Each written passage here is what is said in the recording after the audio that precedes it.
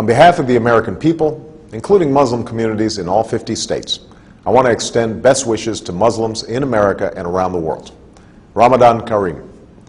Ramadan is the month in which Muslims believe the Quran was revealed to the Prophet Muhammad, beginning with a simple word, Iqra.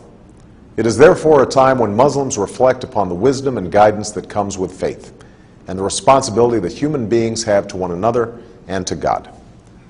Like many people of different faiths who've seen Ramadan through our communities and families, I know this to be a festive time, a time when families gather and meals are shared. But I also know that Ramadan is a time of intense devotion and reflection, a time when Muslims fast during the day and perform Taraweeh prayers at night, reciting and listening to the entire Quran over the course of the month.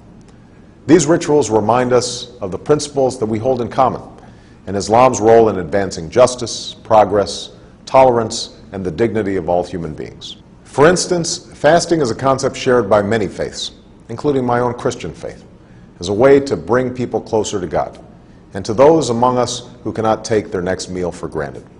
And the support that Muslims provide to others recalls our responsibility to advance opportunity and prosperity for people everywhere.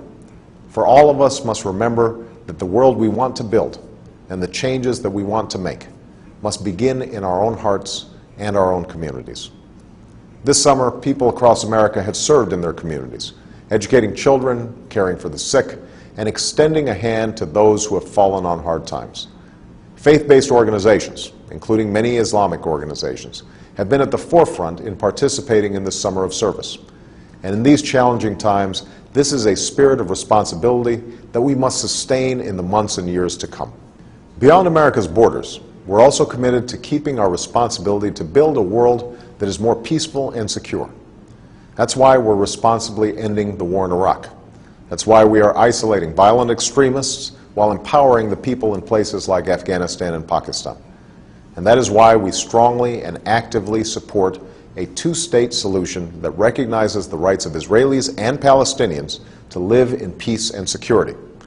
That's also why America will always stand for the universal rights of all people to speak their mind, practice their religion, contribute fully to their society, and to have confidence in the rule of law.